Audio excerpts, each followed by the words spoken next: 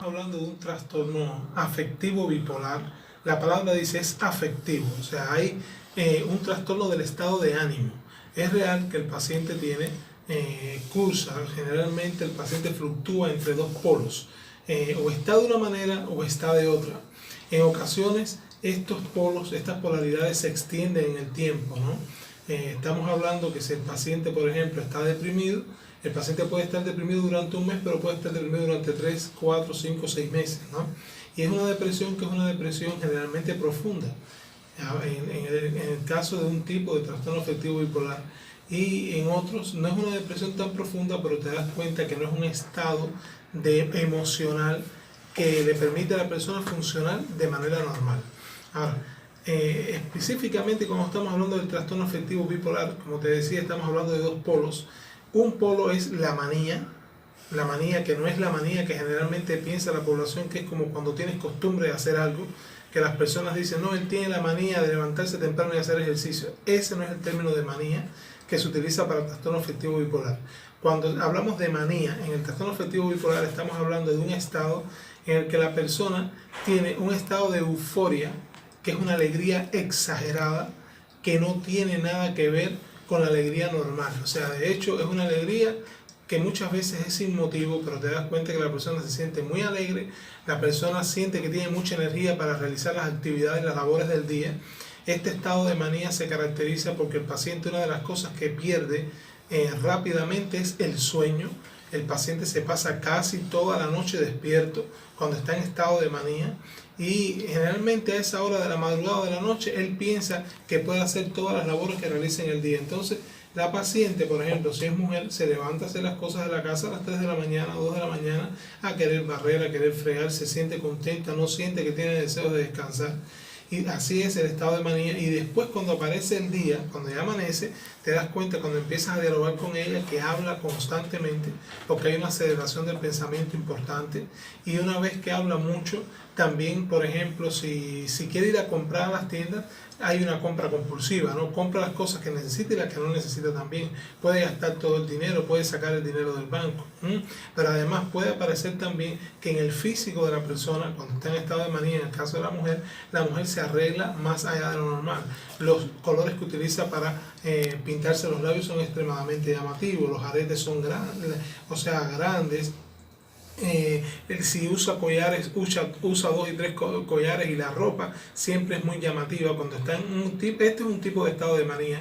Igual también puede aparecer en la mujer, por ejemplo, tendencia a irritabilidad, o sea, hay una desproporción en estímulo-respuesta. Alguien le dice algo y la persona exagera lo que está haciendo, puede llegar a agredir, puede llegar a ofender verbalmente, pero lo importante de esto es que también en el estado de manía generalmente hay un funcionamiento psicótico. O sea, en el funcionamiento psicótico la persona tiene una pérdida del contacto con la realidad, aunque la ves hablando aparentemente normal, no se da cuenta de que la conducta que está realizando es una conducta que no es normal. O sea, la paciente puede comenzar, por ejemplo, a ir y socializar con personas, incluso que no conoce, y comenzar a estar hablando con ellos como si lo hubiera conocido de toda una vida, de temas que ni a la persona con que está hablando le interesa, incluso temas personales.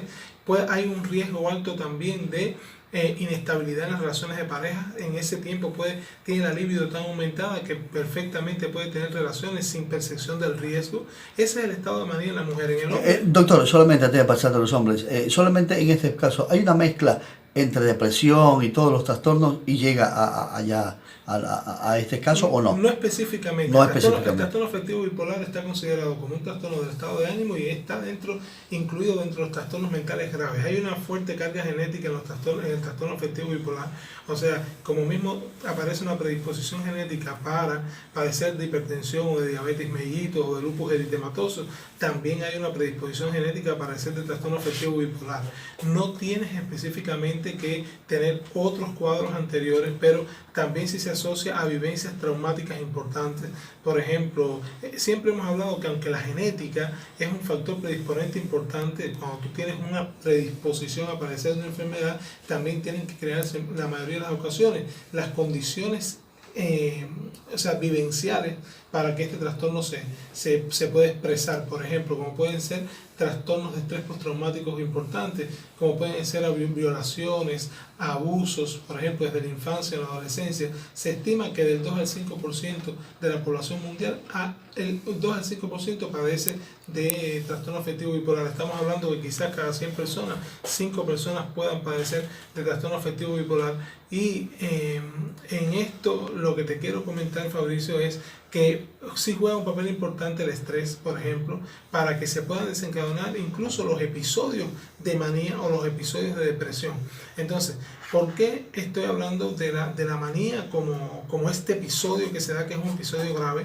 Para que las personas puedan ver que ser bipolar o tener un trastorno afectivo bipolar no es tan sencillo.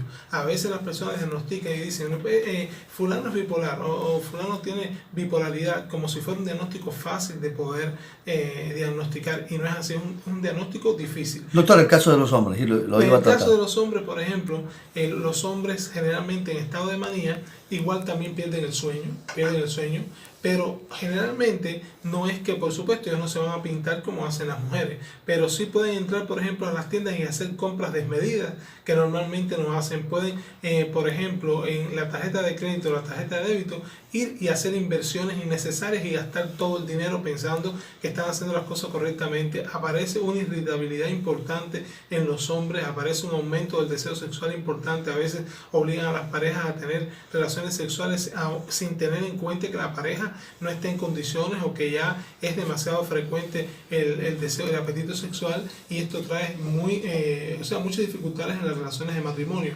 Y con relación, por ejemplo, a las compras, muchas veces gastan todas las tarjetas de crédito, las tarjetas de débito, pueden introducir... Aquí podemos decir un comprador compulsivo. Efectivamente, y es un comprador compulsivo por el estado en el que se encuentra. Una vez que él sale ya de este estado, no tiene por qué ser un comprador compulsivo, es el estado de manía el que lo lleva a eso. Y que no es siempre. No es siempre, estos son episodios que se dan. Y en el caso del pensamiento, tanto la mujer y el hombre puede aparecer también hasta la disgregación del pensamiento.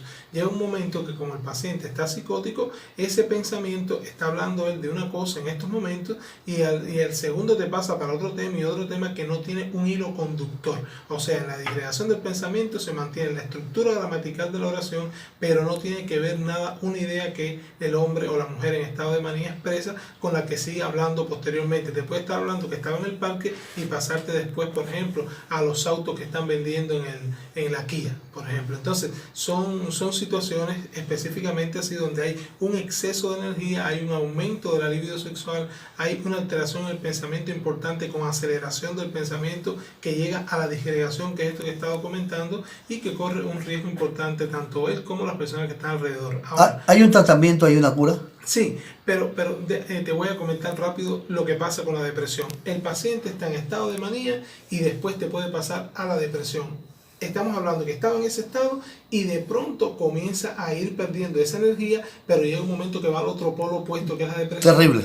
Terrible, caracterizada por la tristeza, el poco deseo de alimentarse, pierde el interés por las actividades que antes eran placenteras, tienen la tendencia a las ideaciones suicidas, donde puede llegar a una ideación suicida que le puede llevar al suicidio, puede llegar a tener todos los síntomas de una depresión profunda. Pero ¿qué es lo que lo hace ser un trastorno afectivo bipolar? Que estos cuadros van recurriendo. O sea, ahorita te hace un mes de una manía o unos días de una manía y posteriormente te puede hacer 2 meses de depresión. Y después que sale de depresión puede volver al estado de manía y pasarse 1 mes, 2 meses en estado de manía, en dependencia del tratamiento que se haga y todo el abordaje psicosocial que se realice. Entonces, te das cuenta que son polos opuestos extremos, y estamos hablando en este caso del trastorno afectivo bipolar tipo 1. En el próximo programa vamos a hablar del trastorno afectivo bipolar, pero donde no hay una manía específicamente, ni una depresión tan profunda, sino que hay un estado de hipomanía, que es otro estado en el que también es el trastorno afectivo bipolar, pero que es un poco más difícil porque no se ven los síntomas tan claros como en el trastorno afectivo bipolar tipo 1. Entonces, aquí es importante tener en cuenta que el tratamiento, lo más importante en el tratamiento aquí son los 3 pilares fundamentales. Hay que prescribir una adecuada medicación para estos episodios. El episodio de manía no sale del episodio de manía y se corre mucho riesgo si no se le pone un tratamiento con medicamentos adecuadamente. Aquí uno de los medicamentos importantes son los eutimizantes o estabilizadores del estado de ánimo, donde entra la carbamazepina, el ácido valproico, puede ser en este caso también la lamotrigina. Importantes medicamentos en el caso de la manía, y además utilizar antagonistas de los receptores de dopaminérgicos como la risperidona, como por ejemplo el haloperidol, importantes en estos estados, y es importante que sea un especialista quien haga estos tratamientos, no puede hacerlo cualquier persona. Unido a esto hay que hacer una psicodicusión familiar importante para explicar cuál es el pronóstico del trastorno, qué se puede esperar de él, y cómo es el abordaje, cómo hay que manejar al paciente, y también trabajar con el paciente psicoterapéuticamente para que él pueda entender cómo es que se estructura el trastorno, por qué es que se da, qué manifestaciones tiene cuando está así y qué factores de riesgo lo pueden llevar a esta situación. En el trastorno afectivo bipolar es muy complejo porque hay cicladores rápidos, que los ciclos van variando en el día 3 y 4 veces, o sea, está unos minutos o una hora en estado de manía y después te cae en depresión. Y entonces esos son más complicados porque te das cuenta que el tratamiento para poder ajustarlo es muy complicado. A veces hay uno que está una semana de una manera y la otra semana está de otro. Y hay otros trastornos afectivos bipolares donde también ciclan así y alternan, pero por ejemplo la depresión puede durar 5 meses. Y después te hace un solo mes de manía, o la depresión te puede durar, por ejemplo, más tiempo y te hace quizás 2 meses de manía. Puede irlo controlando. No, estamos hablando de descompensación. La descompensación. Ahora, para llegar, llega un momento que si ponemos un adecuado tratamiento y hacemos todo el abordaje integral, el paciente puede mantenerse equilibrado y poder hacer su vida social totalmente normal. Pero necesita atención. Necesita obligatoriamente atención especializada con tratamiento medicamentoso y todo lo demás. Por eso estamos tratando este tema hoy. Pienso que la semana que viene vamos a hablar del otro tipo de trastorno afectivo bipolar y algunas características que tienen los trastornos, porque existen diferentes tipos dentro de diferentes manifestaciones. Entonces, para que no llamemos a cualquier cosa bipolaridad, o sea, a veces hay personas con una personalidad ciclotímica que no son un trastorno afectivo bipolar y sí fluctúan sus estados de ánimo, pero no son un trastorno afectivo bipolar. O yo puedo estar triste hoy, que es normal porque algo pasó, o puedo estar alegre, pero el trastorno afectivo bipolar hay un exceso de los síntomas. O sea, cuando estás alegre es una alegría exagerada que no tiene que ver nada con la normalidad, y cuando estás triste es una depresión franca.